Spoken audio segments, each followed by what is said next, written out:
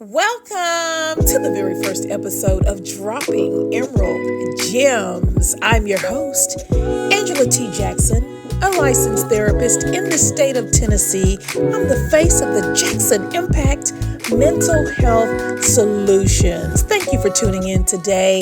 I want to talk with you about grief. That's right, grief. I want to walk you through the 5 stages. Maybe some of you have even heard of the 7 stages, but I want to share with you the different emotions and behaviors that may take place in between each stage. Because when you're feeling at a loss, it's sometimes relieving to be able to identify specifically what stage you are in. So let's get started. Denial is one of the stages. And this is that space where you're unsure of what you feel. You can't believe the news that you've just heard. You're still in shock. And to be quite frank, you may not even feel anything at all. Maybe it's numbness at that point. But when it comes down to denial, this is that period in grieving in which a person just refuses to accept the news. It's just so hard to take. Anger, that's another stage. This is where a lot of people show those emotions of frustration, irritation, agitation, all of that. You know, I usually teach my clients that anger is a secondary emotion. Why do I teach that? Because it is. Typically, that's what you display. That's a feeling that you have and that you show when it's hard to express the emotion that you felt first. Let me give you an example. If I'm embarrassed, if I'm frustrated, if I'm lonely, if my feelings have been unaddressed, and someone is ignoring what I have to say or how I feel, what's that secondary emotion? Anger. That's when I may display all of the irritation, all of the rage, all of the temper tantrums, etc. So within grief, you're probably thinking, how would anger apply? Oh, you get upset. You get mad even. Maybe there was some unfinished business. And remember in the beginning when I said that the emotions connected to grief and loss cycle in no certain order? Yeah. If you have found yourself angry or mad that a person has left you or that you've been separated from a certain situation, that's a normal, common part of grief. Another stage is bargaining. What's bargaining, you may be asking? That's that space where you ask all of the woulda, coulda, shoulda type questions. Having all of the woulda, coulda, shoulda type thoughts. And you're trying to figure out if you had taken a different action, maneuvered a different way, that things may have been differently, that the situation may have not gone the way that it did. Well, maybe if I had, or maybe if I hadn't said, or maybe if I hadn't did, or maybe if I hadn't left too soon, maybe things would have worked out differently. This is where a person might feel hopeless or even overwhelmed, maybe even trying to figure out where to place the blame and figuring out who's responsible. Another stage, that's depression. This is what most people identify grief as the sadness, the hopelessness, maybe withdrawing in a lot of situations, feeling isolated and isolating yourself, not bathing, not eating, not communicating. This is what a lot of people, this is what we're most familiar with. And so the last stage would be acceptance. And this is one of the most difficult, because what does acceptance look like? It's as unique as you and me. It's as unique as the situation that you're dealing with. But it's that point where you accept what has happened.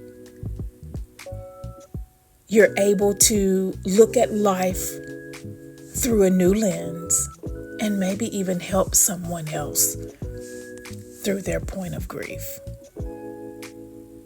Now, as you've heard me talk through this,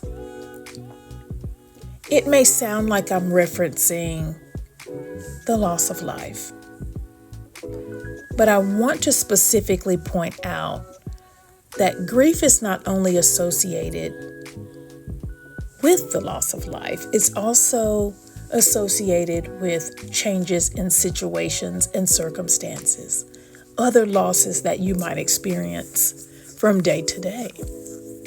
Maybe it's the loss of a job. Maybe it's the loss of a relationship. Maybe it's the loss of a pet. Whatever you can fill in that blank. Maybe it's the loss of an item, an heirloom. Maybe you've moved several times over and over again.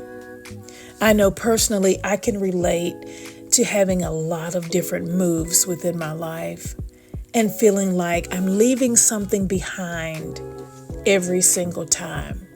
Maybe it's not an item, maybe it's even the attachment that I have to the places or the experiences that I have made and created in those different places.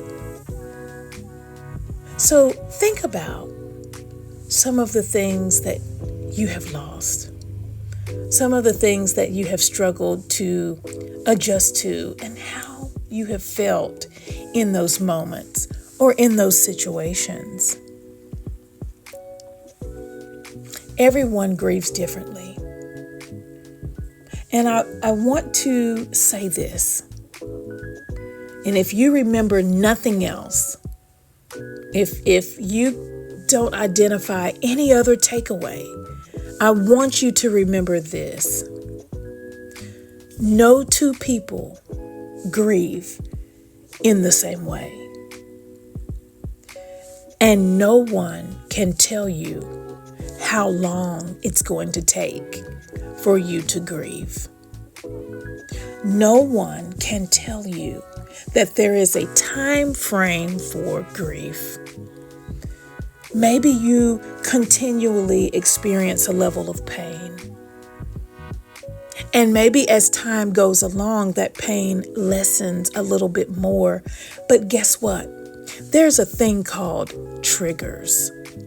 And these triggers are reminders of the situation that initially took place. These triggers can take you right back to whatever the situation was that was painful or traumatic for you.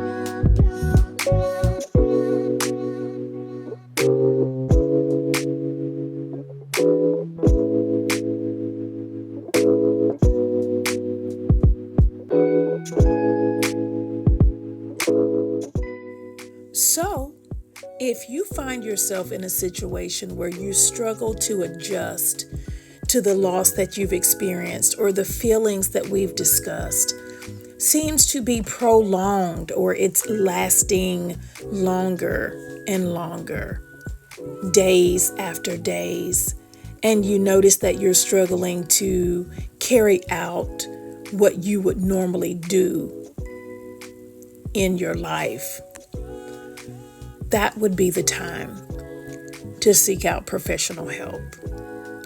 If you find that your moods are more intense, you're going without sleep, you're continually having changes with your appetite or energy level, that would be the time to talk with a professional therapist, talk with your spiritual leader, go to grief counseling. There are groups for things like that. And, maybe you don't necessarily have a mental health diagnosis. Maybe you didn't have certain struggles prior to experiencing all of these mood changes. Well, I then would attribute what you're feeling to grief. Maybe you're feeling all of the things: anxiety, depression, fear, the worry.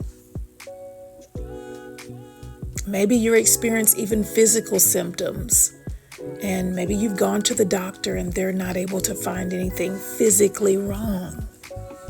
Talk with a mental health professional. Allow them to help. Some other things that you can do is do your best to get back to what your daily routine would be. Don't leave a lot of idle time.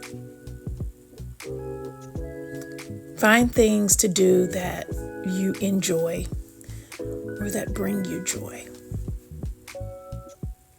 Learn different ways to process grief. Maybe there are some books, maybe other podcasts that are specific to grief support.